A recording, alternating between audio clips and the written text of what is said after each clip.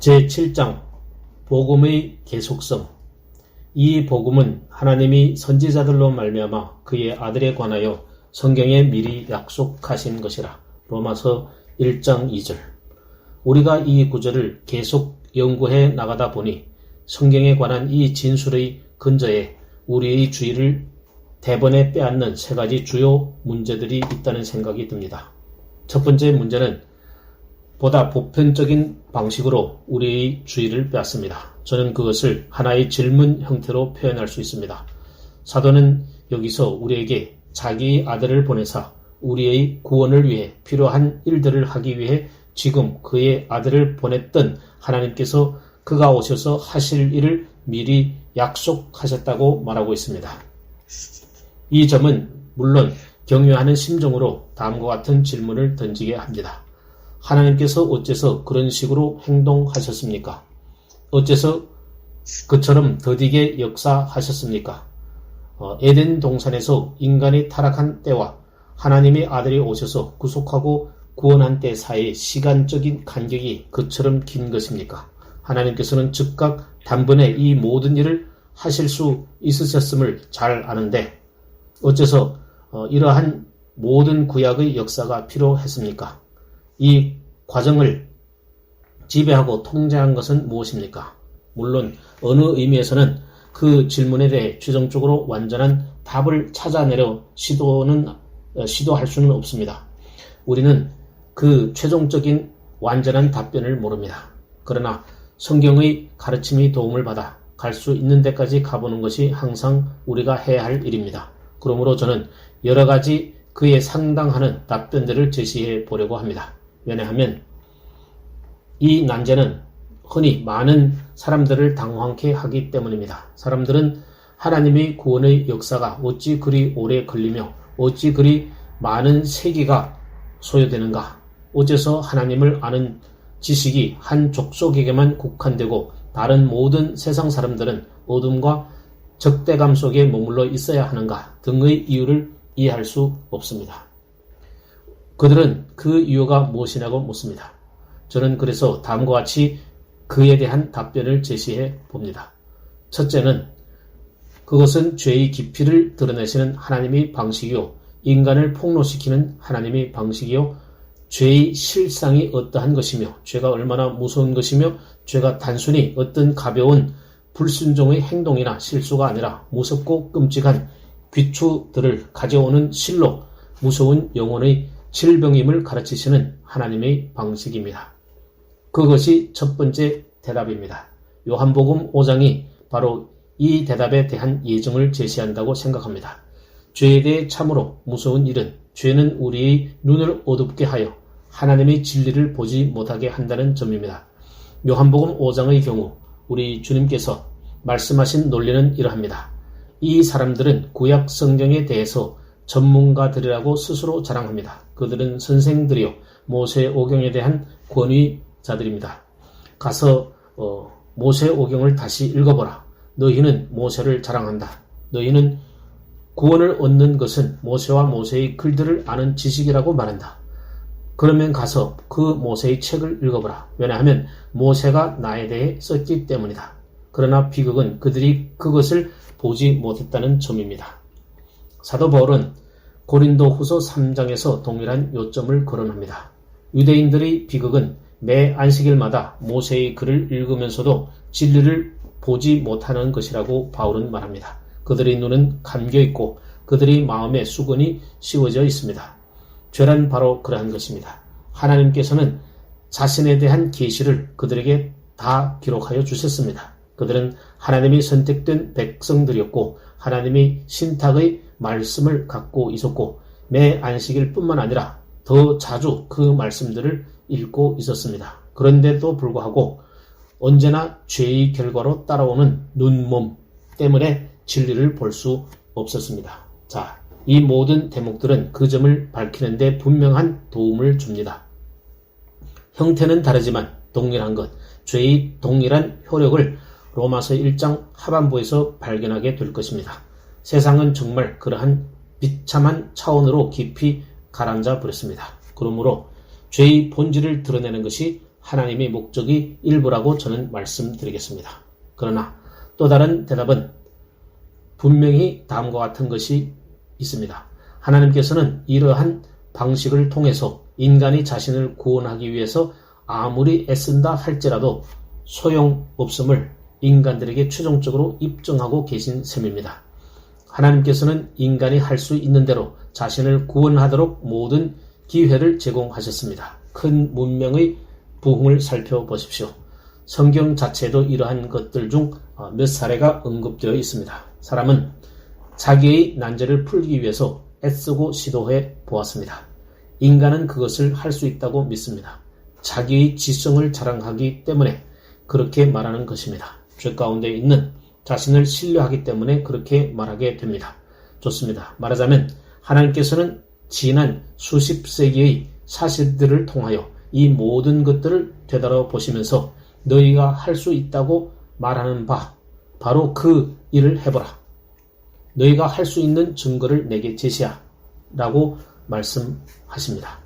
그러므로 바벨론이나 애굽이나 니느웨나 그리스나 로마 같은 위대한 문명국들이 차례로 일어났지만 결국 다 실패하고 말았습니다. 인간이 이 증거를 정면으로 대하고 있습니다. 물론 인류는 그것을 인정하지 않습니다. 받아들이지도 않습니다. 그러나 사실들이 온통 존재합니다. 인간의 모든 노력을 집중시키고 자기의 모든 재능을 다 동원한다 할지라도 그 전이나 그 이후에 똑같이 하나님을 멀리 떠나 있음을 구약의 오랜 역사를 통해서 입증받았습니다. 사도 바울은 고린도전서 1장에서 기념할 만한 억구로 그 점을 지적하고 있습니다. 그는 세상이 자기 지혜로 알지 못했다고 말합니다. 세상이 하나님을 알지 못했을 뿐만 아니라 어떤 삶을 영위하는가 대해서도 스스로 가르칠 수 없었습니다. 오늘날 지나가는 세월이 바로 그 점을 확증해 줍니다. 실로 우리는 그보다 더 나아갈 수 있습니다. 하나님께서는 이러한 오랜 세월 동안 행하신 일을 통하여 인류에게 율법을 주신 일마저 인류로 하여금 자신을 구원할 수 없음을 입증하셨습니다. 사도는 로마서 8장 3절에서 그 점을 나타내고 있음을 우리는 발견하게 될 것입니다. 율법이 육신으로 말미암아 연약하여 할 수 없는 그것을 하나님은 하시나니 곧 죄를 인하여 자기 아들을 죄 있는 육신의 모양으로 보내어 육신의 죄를 정하사 육신을 쫓지 않고 그 영을 쫓아 행하는 우리에게 율법의 요구를 이루어지게 하려 하심이니라. 그러나 논쟁의 요점은 바로 율법이 할 수 없는 것입니다. 율법은 사람을 구원하기 위해 주어진 것이 아닙니다. 사람들은 율법이 사람을 구원할 수 있다고 믿었습니다. 사람들은 우리에게 한 법을 주십시오. 어떻게 살까 알려주십시오. 그러면 우리는 그 법대로 살아 우리 자신들을 바로 잡을 것입니다. 라고 말했습니다. 오늘날도 사람들은 계속 그렇게 말하고 있습니다. 그런데 하나님께서 그들에게 율법을 주셨는데도 불구하고 사람들은 그것을 지키지 못했습니다. 육체의 연약함 때문에 그들은 그것을 지킬 수 없었습니다. 하나님께 특별하게 창조함을 받고 하나님께 복을 받고 하나님께 온전한 계시의 복락을 받은 이스라엘 자손들의 경우에서 그처럼 오랜 기간의 역사가 흘러갔습니다. 그럼에도 불구하고 이스라엘 사람들은 율법을 지킬 수 없었고 오직 하나님을 떠나 방황했음을 보여줍니다. 그래서 인간은 정죄당하며 인간의 무능이 절대로 사실임을 드러난 것입니다. 그러나 최종적으로 또 다른 대답이 있다고 생각합니다. 하나님께서 그렇게 하신 것은 만물에 대한 자신의 주권을 보여주고 자신의 절대적인 통제권과 자신의 최종적인 권위를 보여주기 위함이었다고 대답할 수 있다는 말입니다. 다른 말로 해서 구약 역사를 보면 구약 역사를 두 부분으로 나눌 수 있음을 발견할 것입니다. 곧 하나님의 자의적인 행동들과 하나님의 허용입니다. 구약 성경에는 하나님의 엄청난 활동의 기록이 있습니다. 말하자면 인간의 삶의 현장에 들어오셔서 행한 일들을 가리키는 말입니다. 노아의 홍수, 소돔과 고모라의 멸망, 이스라엘로 홍해를 건너게 함, 이스라엘이 가나안 땅으로 들어간 일, 요단 강물이 갈라진 일 등 하나님의 능한 행위가 나타나 있습니다. 정말 그렇습니다. 그러나 하나님께서 아무것도 하지 아니하시고 모든 일들이 제멋대로 일어나도록 내버려 두시는 것 같은 기간이 오랫동안 계속되기도 했습니다. 사람들이 너희 하나님이 어디 계시냐고 말했습니다. 그때 하나님께서는 행동하실 참이 없고 끝내는 자기 아들을 보내셨습니다. 여러분도 알다시피 말하자면 그 일은 매우 느리게 이루어졌습니다. 우리가 그 용어를 사용하지 말아야 합니다만 인간적인 우리 입장에서 볼 때 그보다 더 좋은 용어가 없습니다. 인간의 타락과 하나님의 아들이 온 그때 사이의 엄청난 긴 시간적 간격은 이 모든 것을 드러내고 입증하였습니다. 그처럼 오랜 기간이 걸리고 시간적인 간격이 컸는 데는 마귀의 입을 막으려는 궁극적인 목적이 있었다고 확신하는 바입니다. 그것은 결코 제 자신의 생각에서 나온 확신이 아닙니다. 언제나 하나님께서 인간을 불공평하게 대하신다는 제시를 던져줄 준비가 되어 있는 하나님의 큰 대적, 마귀의 입을 막으려는 궁극적 목적을 하나님은 가지고 계셨던 것입니다. 하나님께서는 인간이 스스로 자기를 구원해 볼 수 있는 충분한 기회를 제공하셨습니다. 자기 자신을 바로잡고 인류 세계를 질서 있게 하고 스스로를 해방시켜 볼 수 있는 충분한 기회를 주셨던 것입니다. 인간들의 죄에도 불구하고 하나님은 축복하여 주셨습니다. 한 백성을 선택하시고 그들에게 율법을 주셨습니다. 그러나 그들은 그것을 지킬 수 없었습니다. 하나님께서는 모든 노력과 열심을 다 기울여 보도록 허용해 주셨습니다. 그러나 결국 그 모든 노력들이 허사로 돌아가고 말았습니다. 마귀는 더 이상 무슨 말을 하지 못하게 되었고 하나님의 의로우심이 드러났습니다. 또한 하나님과 세상의 삶을 조정하시는 하나님의 통제권과 하나님의 위대한 구원을 주장하시는 고난에 대하여 대적하는 말을 한마디도 할 수 없었습니다. 이 진술에 비추어 반드시 거론해야 하겠다는 느낌이 드는 한 주제가 있습니다. 그러나 우리는 또 다른 문제로 나아가 봅시다. 사도는 어째서 이 진술을 넌지시 말하고 있다고 생각됩니까? 그는 언제나 그러한 일을 한다는 것을 아실 것입니다. 저는 이미 지나치면서 그 점을 잠깐 살펴본 적이 있었습니다. 그러나 보다 상세하게 그 점을 보여주려 합니다. 사도는 여기 서론에서 마저 큰 진술로 돌진하고 싶어집니다. 다시 말하면 하나님의 아들에 관한 복음을 말하고 싶어 합니다. 이제 그 아들을 묘사하려고 합니다. 그러기 전에 그는 먼저 이 복음이 하나님이 선지자들로 말미암아 성경에 미리 약속하신 것이라고 말해야만 합니다. 어째서 그는 그렇게 하지 않으면 안 된다는 느낌을 부단히 가지고 있는 것입니까? 3장 20절에서 역시 같은 일을 하고 있습니다. 그는 믿음으로 말미암아 의롭다 하심을 얻는다는 그의 위대한 논증을 거기에서 파헤쳐 말하고 있습니다. 그러므로 율법의 행위로 그의 앞에 의롭다 하심을 얻을 육체가 없나니 율법으로는 죄를 깨달음이니라. 이제는 율법 외에 하나님이 한 의가 나타났으니 율법과 선지자들에게 증거를 받은 것이라. 곧 예수 그리스도를 믿음으로 말미암아 모든 믿는 자에게 미치는 하나님의 의니 차별이 없느니라. 여러분은 그가 그 요점으로 다시 미끄러 들어가는 모습을 주목하십니다. 율법과 선지자들에게 증거를 받은 것이라. 여러분도 알다시피 그는 어느 곳에서나 그렇게 하고 있습니다. 그러나 그렇게 행하는 모든 경우들 가운데 가장 흥미롭고 주목할 만한 경우는 이 서신서의 마지막 구절인 로마서 16장 26절입니다. 사도는 이 서신을 시작할 때나 마칠 때나 똑같은 일을 하고 있습니다. 25절을 보십시다.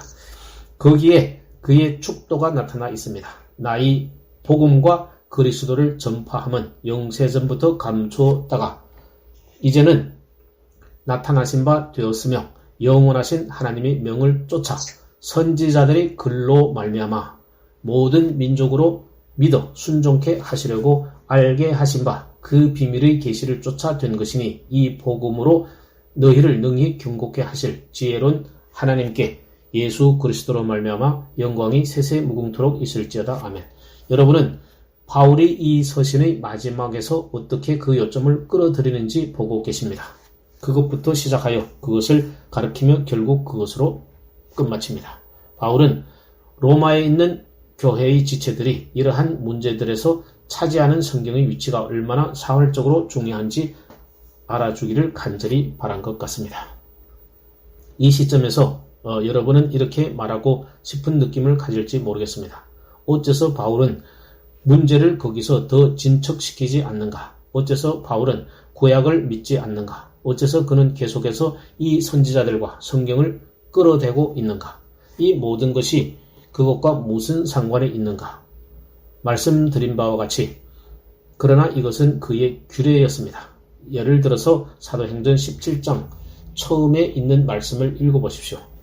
저희가 암비볼리와 아볼로니아로 다녀가 데살로니가에 이르니 거기 유대인의 회당이 있는지라. 바울이 자기의 규례대로 저희에게로 들어가서 새 안식일의 성경을 가지고 강론하며 그는 그들에게 어떤 재미있는 이야기를 해주지 않았습니다. 자신에 관해서도 말하지 않았습니다. 어떤 감동적인 동화를 가지고 자기가 하는 이야기를 예정하지 않았습니다. 그는 흥얼거리며 노래 부르는 것 같이 하지 않았습니다. 그는 그들과 함께 성경을 따져 강론하였습니다.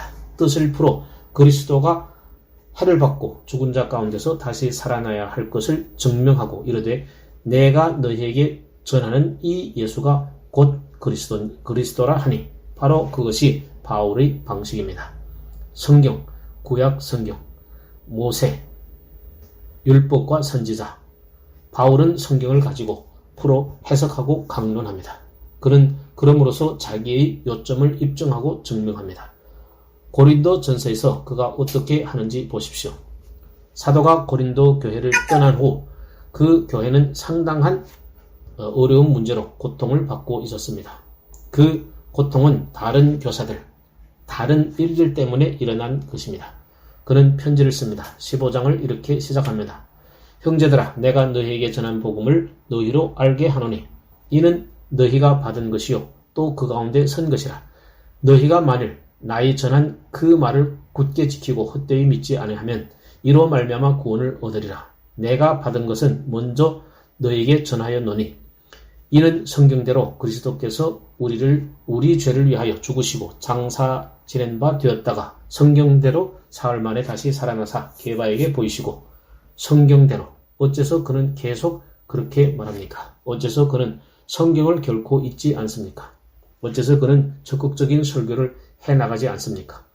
여러분은 그렇게 의문을 가질지 모릅니다. 어째서 예수 그리스도에 대해서 말하지 않는가? 어째서 계속 성경대로라고 되뇌이고 있는가? 그러나 여러분은 그가 언제나 그렇게 하고 있음을 보십니다.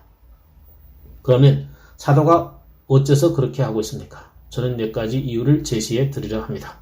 무엇보다 먼저 그가 그렇게 하는 이유는 이것입니다. 곧 자기와 다른 사람들이 전하는 이 복음이 어떤 의미에서 새롭고 이상한 과거와는 무관한 것이 아님을 증거하고 싶었기 때문입니다.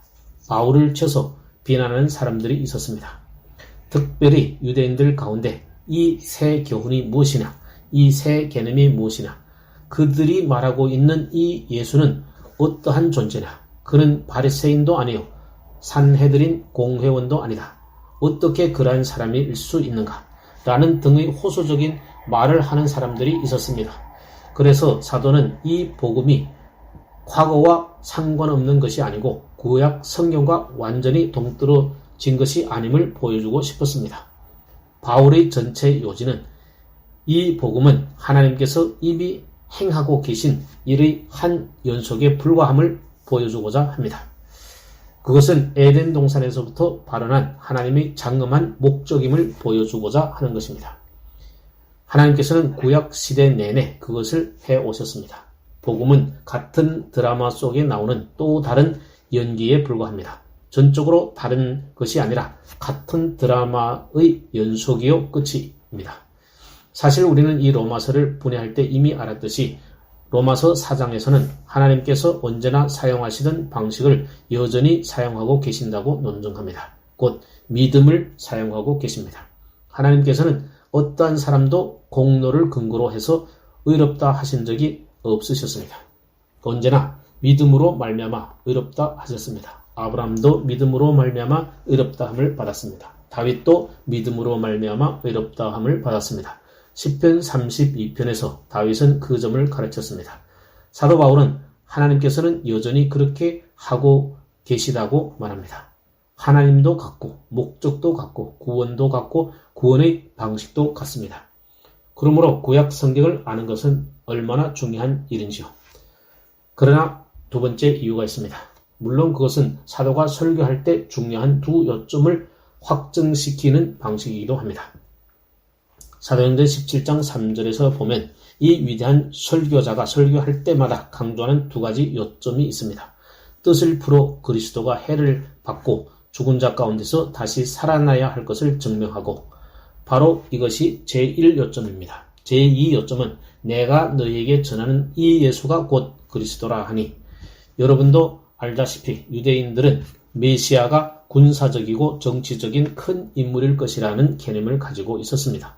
아마 그 메시아는 자기 나라를 세우고 로마의 정복자들을 군대로 몰아붙여 멸절시키고 결국에는 즉시 위대한 세계의 통치자가 될 것이라는 생각들을 하고 있었습니다. 그들의 메시아 개념은 물질적이었고 돈을 받고 일하는 것 같은 고용적인 것이었습니다. 그들은 순전히 그러한 차원, 민족주의적인 방식으로 생각했습니다.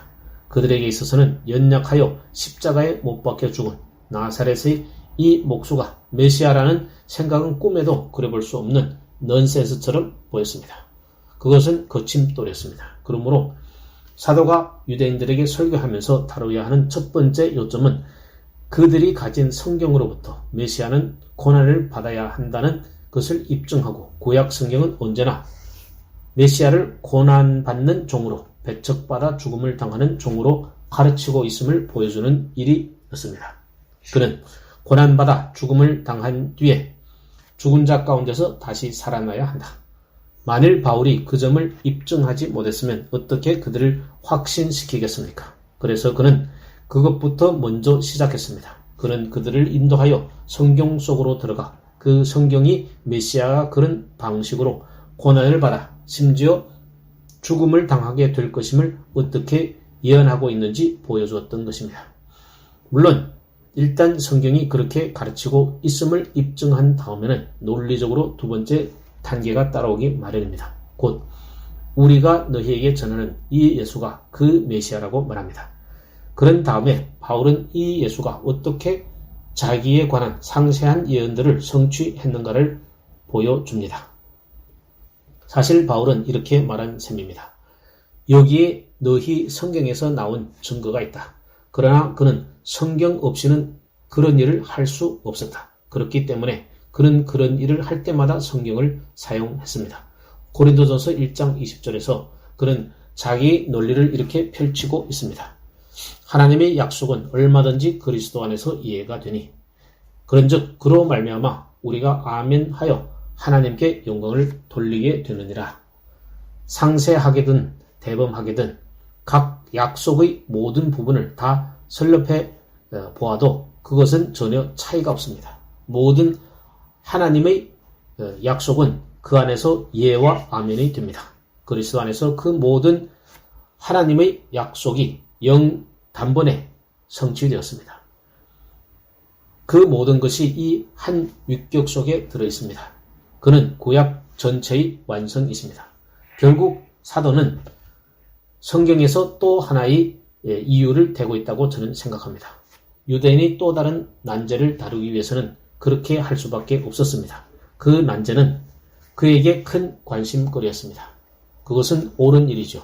로마서 9장, 10장, 11장의 거대한 논증을 생각해 보십시오. 바울은 8장에서 로마의 그리스도인들에게 하나님의 기이한 약속들에 관해 말하고 있었습니다. 너희는 염려하지 말라. 너희 뒤에 이 모든 하나님의 약속들이 너희를 둘러싸고 있지 않느냐.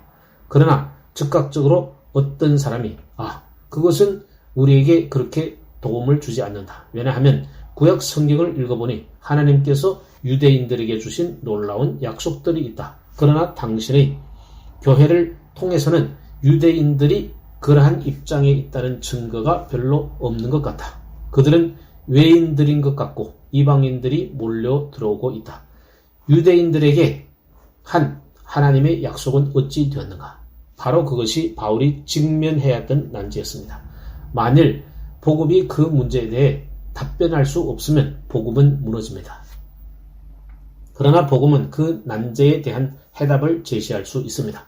9장, 10장, 11장에서 바울은 구약 성경을 훑어나가는 일만 가지고도 구약 성경의 교리가 궁극적으로 남은 자의 교리임을 보여줍니다. 이스라엘에게 난 그들이 다 이스라엘이 아니요 혈육을 따른 이스라엘이 있습니다. 그리고 영을 따른 이스라엘이 있습니다. 그는 그 점을 성경에서 입증합니다. 그러므로 이제 일어난 그 일은 성경을 부인하기는커녕 성경을 성취하고 있다고 말합니다. 그러나 물론 만일 그가 성경을 알지 못했다면, 그가 그 점을 밝히지 못했다면 그렇게 할 수는 없었을 것입니다. 더 나아가서 그 일은 오늘날에서마저도 성경을 강의하는 데 있어서 진수가 되는 부분입니다. 그렇기 때문에 저와 여러분이 이 위대한 논증에 스스로 정통하고 또한 그것을 사용할 수 있도록 하는 일은 그처럼 중요합니다. 사도는 설교할 때 사람들을 인도하여 곧바로 이 교훈으로 나아가게 합니다. 그럼으로써 사람들이 그것을 따져보고 자기 집에 갔을 때 친척들이 그리스도인이 되었다고 헐뜯으면 대답할 수 있게 하였던 것입니다. 그들은 자기들이 성경적인 입장을 취하고 있음을 입증하고 있었습니다. 그러니 그것이 두 번째 문제입니다. 저는 이제 마지막 문제로 나아가야 합니다. 제가 볼 때 이 진술에서 야기되는 세 번째 문제는 이러하다고 봅니다. 분명히 우리를 위해서 몇 가지 훌륭한 교훈들이 있으며 우리가 포착하고 놓치지 않아야 하는 어떤 것들이 있습니다. 그것들이 무엇입니까? 첫째로 성경은 완전하다는 것입니다. 1절과 2절을 종합해 봄으로써 저는 그것을 이렇게 입증해 보겠습니다. 2절의 논증은 구약 성경이 영감된 하나님의 말씀이요 성령의 감동을 받았던 사람들에 의해서 기록되었다는 것입니다. 하나님의 선지자로 말미암아 그 성경이 기록된 것입니다. 단순히 사람들에게서 나온 것이 아니라 그것을 기록하도록 영감된 사람들이 받은 계시입니다. 그러나 여러분도 기억하시겠지만 이미 사도라는 용어를 다룰 때 신약 성경에서도 역시 그 점이 해당된다는 사실을 1절에서 알았습니다. 왜냐하면 신약의 글들도 사도들에 의해 쓰여졌거나 아니면 사도적인 권위를 가진 사람들에 의해서 쓰여졌기 때문입니다. 그렇고 말고요. 구약과 신약에서 하나님께서 자기의 진리에 관하여 사람에게 주신 완벽한 계시를 대한다고 말합니다. 이 점은 저로 하여금 우리는 이 계시에 어느 것도 첨가하지 말아야 한다고 말하게 합니다. 그것이 로마 카톨릭 교회의 태도에 대한 우리 프로테스탄트의 답변입니다. 물론 로마 카톨릭의 입장은 정경이 완성된 후에도 하나님은 계속해서 사도들을 계승한 사람들을 통해서 말씀하신다는 것입니다. 우리는 이미 그 입장에 대하여 사도를 계승하는 것과 같은 그런 일은 전혀 없다고 답변한 바 있습니다. 정의상 그런 일은 불가능합니다. 왜냐하면 사도는 부활하신 주님을 목격해야 했던 사람이기 때문입니다. 사도는 사명을 받아 그 직무를 감당해야 했던 사람입니다. 우리는 사도들과 선지자들이 터 위에 세움을 받았습니다. 터 위에다 더 이상 보탤 것이 없습니다. 그 터는 영 단번에 놓여졌습니다. 여러분도 그 터 위에 세웁니다. 그 터에 어느 것도 더해서는 안 됩니다. 새로운 계시는 전혀 없습니다. 그러하니 동정녀, 우리는 동정녀 마리아를 숭배하지 않습니다. 또한 동정녀의 무염시태를 믿지 않습니다. 바로 성경책에는 그것을 말하는 말씀이 하나도 없습니다. 로마 카톨릭 사람들은 물론 그 점에 서로 합의합니다. 그들은 이렇게 말합니다. 오, 그렇다. 정경이 완성된 뒤 그 점이 완성되었다. 우리는 후속적으로 주신 계시가 전혀 없다고 대답합니다. 성경은 하나님에 의해서 완성되었습니다. 구약과 신약으로 말입니다. 그것이 전부입니다. 그 이상은 없습니다. 그러므로 계시라고 주장하는 것은 무엇이든지 다 이 기준에서 시험해 보아야 합니다. 그러므로 우리는 동정녀의 무염시태 교리를 거절합니다. 이와 같이 동정녀의 몽소승천의 교리도 거절합니다. 로마 카톨릭이 신적이고 독특한 권위로 주장하는 이러한 여러 다른 것들을 다 거부합니다. 그것은 성경이 성경 자체에 대하여 가르치는 가르침에 위배됩니다. 성경에 더할 것이 없습니다. 주님께서 친히 사도들에게 성령으로 말미암아 그들에게 더 많은 진리를 계시할 것이라고 약속하셨습니다. 약속한 대로 하셨습니다. 사복음서 이후 신약 성경에서 우리는 그것을 발견합니다. 그로 인해서 계시는 완성되었습니다. 그러나 두 번째 요점으로 나아가 봅시다. 그러므로 성경은 권위가 있습니다. 그것만이 권위가 있습니다. 성경만이 우리 오직 유일한 법칙이요 표준입니다. 우리는 모든 방면에서 성경의 가르침대로 살아야 합니다. 제 메시지도 언제나 성경에서 나와야지 다른 어느 곳에서 나와서는 안 됩니다. 더 나아가서 제 방식도 역시 이 성경책에서 나와야 합니다. 하나님의 일을 하는 저희 모든 활동도 성경 메시지와 방식에 따라 결정되어야 합니다. 이미 말씀드렸듯이 성경에서 분명히 진술되지 않았거나 성경으로부터 궁극적으로 유추해낼 수 없는 것이면 어느 것도 믿어서는 안 됩니다. 이러한 원리 중 어느 하나라도 만족시키지 못하면 저는 그것을 하나님의 진리에 속하지 않은 것으로 거절해야 합니다. 저는 이 성경 외에는 어떠한 권위도 가지고 있지 않습니다. 성경은 저의 권위입니다. 저는 그 성경 밖으로 나아가서는 안 됩니다. 저는 그 성경의 어떠한 것도 더해서도 안 되고 빼서도 안 됩니다. 이 성경은 사람에게 주신 하나님의 계시의 전체입니다. 이것만이 권위일 뿐입니다. 세 번째 요점은 성경은 하나의 책이라는 것입니다. 비록 성경이 구약과 신약으로 구성되어 있지만 그것은 오직 하나의 책입니다. 저는 성경을 책들이 한 도서관이라는 생각을 미워합니다. 물론 그렇지 않습니다. 성경은 한 책입니다. 성경은 심지어 두 책이 아닙니다. 구약과 신약은 하나입니다. 하나님의 구원과 구원에 관한 진리와 그 위대한 목적에 대하여 구약과 신약은 다 같은 근본적인 진리입니다. 신약과 구약이 한 책의 두 부분이라고는 할 수 있습니다. 이제 네 번째 요점을 말씀드립니다. 구약 성경은 그러므로 진수에 틀림이 없습니다. 우리가 그리스도인이고 신약 세대라고 불리우는 세대 중에 살고 있다고 해서 구약 성경을 버릴 수는 없습니다. 초대 교회에는 버릴 수 있다고 생각하는 이단들이 있었습니다. 그들은 물론 우리는 구약을 필요하지 않는다.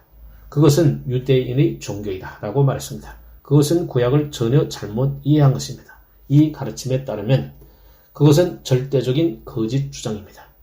우리는 그리스도인들로서 언제나 처럼 오늘날도 구약을 필요로 합니다. 왜냐하면 구약과 신약의 통일성 때문이요. 다음과 같은 것들 때문입니다. 우리는 모두 그 점에 대해서 아주 행복합니다. 여러분은 매일 신약을 읽듯이 정기적으로 구약 성경을 읽습니까? 1년에 한 번씩 구약을 통독합니까? 그래야 합니다. 여러분은 구약을 얼마나 읽습니까? 어떤 그리스도인들은 자기들의 말대로 경건하게 구약 성경만 사용하는 것을 보았습니다. 그들은 시편을 읽습니다. 아마 어떤 경건한 사람들이 기도문이나 간단한 역사를 읽습니다. 그들은 구약 성경을 경건하게 사용합니다. 경건의 시간에만 그 구약 성경을 사용할 하등의 이유가 없습니다. 하나님의 진리가 그 구약 성경에 계시되어 있습니다. 우리는 그 계시를 필요로 합니다. 우리는 신약 성경을 읽는 것과 똑같은 방식으로 구약을 읽어야 합니다. 우리는 구약이 신약과 정확히 같은 방식으로 계시 한 부분임을 인식해야 합니다.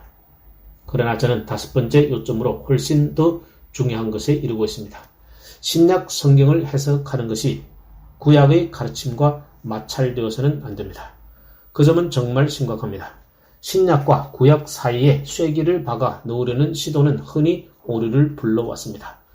저는 제 원리를 되풀이하여 말씀드려야 하겠습니다. 신약을 해석하되 구약과 충돌하는 방식으로 해석해서는 안 됩니다. 저는 또 하나의 신뢰를 드려야겠습니다. 그것은 무엇보다 중요한 것입니다. 속죄 교리를 생각해 보십시오. 우리 주 예수 그리스도의 죽으심, 여러분은 오늘날 매우 유행하는 말을 알 것입니다. 물론 우리 주님의 죽음을 규정할 수 없다. 대속과 형벌의 개념에 대해서 우리 그리스도인들은 받아들일 수 없다.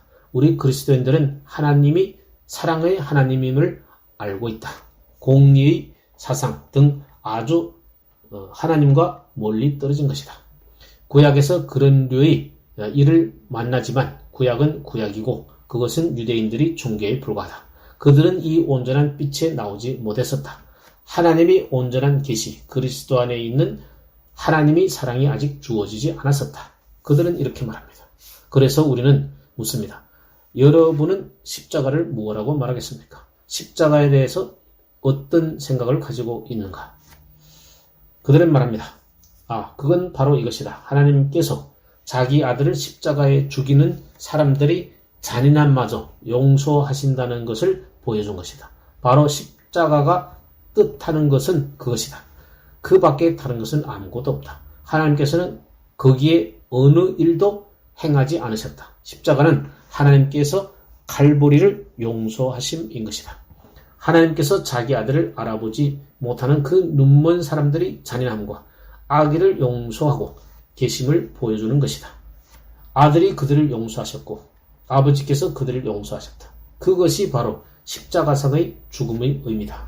그들은 그렇게 주장합니다. 그러나 저는 여기서 사도가 구약 성경에 대해서 말하는 것을 근거로 그렇게 말하는 것은 거짓말이라고 역설해야겠습니다. 그것은 진리가 아닙니다.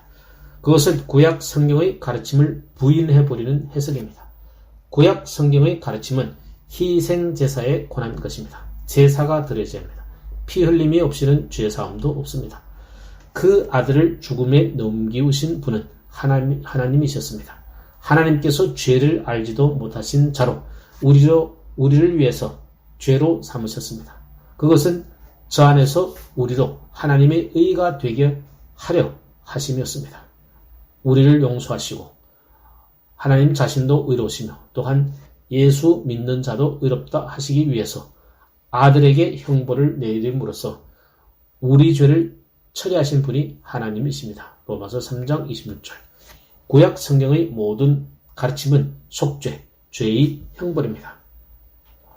구약 성경은 피를 흘리고 희생 제물이 드려져야 한다고 가르칩니다.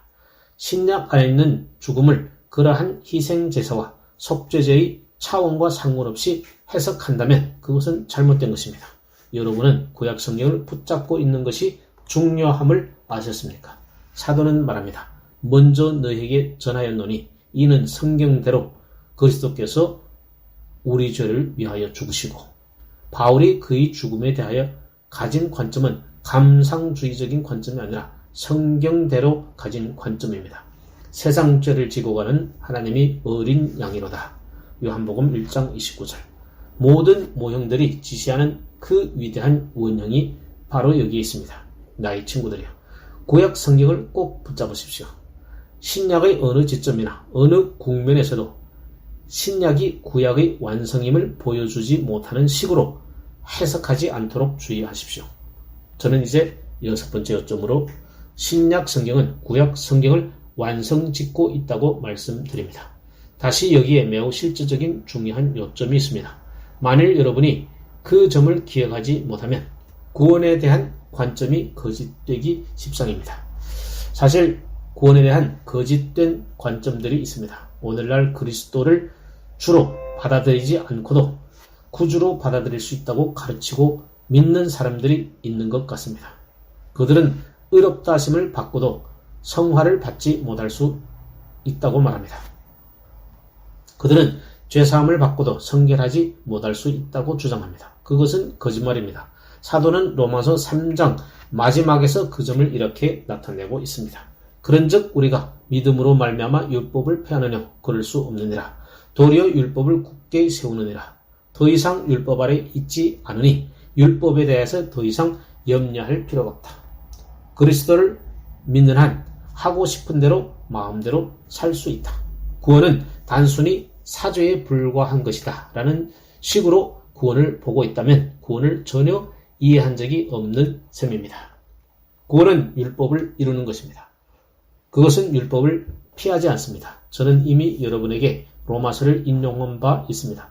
율법이 육신으로 말미암아 연약하여 할 수 없는 그것을 하나님은 하시나니 곧 죄를 인하여 자기 아들을 죄 있는 육신의 모양으로 보내어 육신의 죄를 정하사 육신을 쫓지 않고 그 영을 쫓아 행하는 우리에게 율법의 요구를 이루어지게 하려 하심이니라. 8장 3절에서 4절. 또한 다른 곳에서 어떻게 말하는지 들어보십시오. 그러므로 너희가 그리스도 예수를 주로 받았으니 골로새서 2장 6절. 그리스도를 주로 받지 않았다면 그리스도를 받은 것이 아닙니다. 지금 그리스도를 구주로 받겠지만 나중에 가서 주로 받겠다는 식으로 말할 수는 없습니다. 언제나 주이시오. 여러분은 그를 주로 받아야 합니다. 신약 성경은 구약 성경의 성취입니다. 저는 중생의 문제에도 역시 같은 원리가 해당된다고 느낍니다. 구약 성도들은 거듭나지 않았다고 생각하는 것 같은 사람들이 있습니다. 그러나 그렇게 말하는 것은 전적으로 비성경적입니다. 우리 그리스도인들은 아브라함의 후손들이다. 우리는 아브라함의 후손이요 믿음의 자녀들이다. 우리가 들어가는 나라는 아브라함과 이삭과 야곱이 그처럼 오래전에 들어갔던 바로 그 옛 나라이다. 여러분은 신약 성경이 구약의 성취임을 인식하는 것이 중요함을 알아야 합니다. 그 점이 우리에게 상기시키는 또 다른 요점이 있는데 제가 말씀드린 7번째 요점입니다. 구약 성경을 언제나 눈여겨보면 세상을 구원할 목적이 있음을 기억할 것입니다. 하나님께 감사하게도 구원은 개인적인 것입니다. 그러나 구원은 그보다 훨씬 더 많은 것을 함축하고 있습니다. 하나님께서는 전 세계를 구원할 목적을 가지고 계셨습니다. 여러분은 로마서 11장에서 그 점을 발견할 것입니다. 이방인의 수가 차기까지 모든 이스라엘 완벽한 계획입니다. 그 점을 놓치지 마십시오. 구약 성경은 창세기 11장에서 하나님께서 이 한 민족을 선택하시기 전에 세상에 대한 그림을 전체로 그려줌으로써 그 점을 강조합니다. 세계를 바라보라. 구약 성경은 언제나 그 점을 강조합니다. 또 다른 요점들이 있는데 지금은 제목만 말씀드리고 나중에 좀 더 상세하게 취급할 것입니다. 그러나 복음 전도와 부흥 사이에 전체 문제를 생각할 때 구약 성경을 주목함의 중요성이 부각됩니다. 만일 구약의 가르침을 적용하면 주관적인 복음주의가 될 수 없습니다. 제가 뜻하는 바는 복음 전도의 임무는 사람들의 난제를 해결하는 것만이 아닙니다. 심리학은 그 일을 합니다. 이단도 역시 그 일을 해낼 수 있습니다. 다른 많은 것들이 역시 인간의 난제를 해결합니다. 다른 모든 교훈과 복음을 차이나게 하는 것은 복음은 1차적으로 하나님과 우리의 관계에 대한 선포라는 것입니다. 우리의 어떤 특별한 난제를 다루는 것이 아니라 우리 모두에게 동일한 난제로 되어 있는 이른바 거룩하신 하나님과 거룩한 율법 앞에서 우리가 정죄받고 있다는 문제를 다룹니다. 바로 그것이 복음 전도입니다. 그러므로 복음 전도가 가장 우선적으로 회개를 다룹니다. 구약 성경은 회개의 문제를 떼어버릴 수 없음을 부단히 상기시켜줍니다.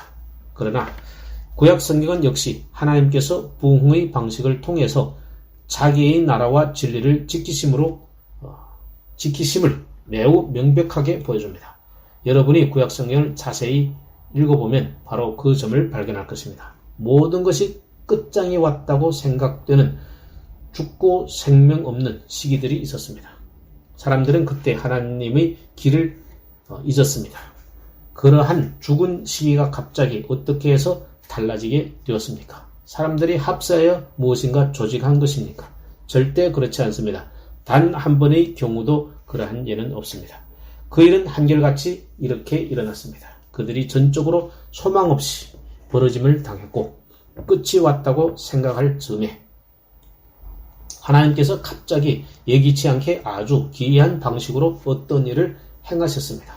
자기 일을 부흥시키는 분은 하나님이십니다. 여러분과 저는 이 일에 대해서 너무나 지나치게 생각하는 경향이 있지 않습니까? 가련한 사람 우사처럼 말입니다. 우리는 저 불쌍한 우사처럼 법궤를 붙잡으려고 손을 뻗칩니다. 그리하여 우사가 쳐 죽임을 받았다는 사실을 잊고 있습니다. 오늘날 하나님의 뜻을 안전하게 보호하기 위해서는 무엇인가를 해야 한다고 생각하는 사람들이 많은 것 같습니다. 나의 사랑하는 친구들이요, 여러분은 걱정할 필요가 없습니다. 하나님께서 자기를 부흥시키십니다. 하나님의 때에 하나님의 방식대로 하나님께서 선택한 한 사람이나 여러 인물들을 통해서 그리 하시는 것입니다. 구약 역사는 그 방면에서 참 놀랍습니다.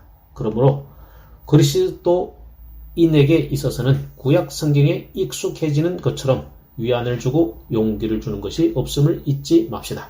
여러분도 알다시피 바울은 바로 이 로마서 15장 4절에서 그 점을 이렇게 말하고 있습니다. 무엇이든지 전에 기록한 바는 우리의 교훈을 위하여 기록된 것이니 우리로 하여금 인내로 또는 성경의 안위로 소망을 가지게 함이니라. 지금 어느 분이 침체되었고 용기를 잃고 있습니까? 구약으로 가보십시오. 구약을 읽고 연구하고 마음으로 그 구약을 배우십시오. 하나님의 방식을 보십시오. 구약처럼 우리에게 용기를 주고 인내를 연습하도록 가르치는 것이 없습니다. 히브리서 11장 전체가 그런 식으로 사용되고 있음을 여러분도 기억하실 것입니다. 그러므로 이제 마지막으로 말씀드릴 요점은 여러분과 저는 하나님의 방식에 우리를 절대적으로 복종시키고 의문을 제기하지 않는 법을 배워야 한다는 것입니다. 바울은 말합니다. 나는 놀라운 소식을 전하는 전도자이다. 그러나 하나님께서 일어날 일을 미리 말씀하셨다. 그러나 수십 세기가 지났고 아무 일도 일어나지 않는 것처럼 보였다. 그러면 우리는 거기서 무엇을 배울 수 있습니까? 바로 이것입니다. 여러분 자신과 여러분에 관련된 모든 것을 하나님의 손에 전적으로 맡기라는 것입니다. 그 방식은 이상해 보일 수 있습니다. 이사야를 통해서 말씀하신 것을 여러분은 기억하시죠? 내 생각은 너희 생각과 다르며 내 길은 너희 길과 달라서 하늘이 땅보다 높음 같이 내 길은 너희 길보다 높으며 내 생각은 너희 생각보다 높으니라. 여러분의 경우도 하나님의 손에 맡기십시오. 여러분의 삶에 있어서 바로 그것이 난제가 아닙니까? 그 난제를 버리십시오. 어떤 사랑하는 사람의 회심에 대해서 걱정하고 있습니까? 여러 해 동안 기도해 왔지만 아무 일도 일어나지 않아서 포기하는 지점에 이르러 내가 이렇게 해봐도 무슨 소용이 있느냐고 말씀하고 싶지요.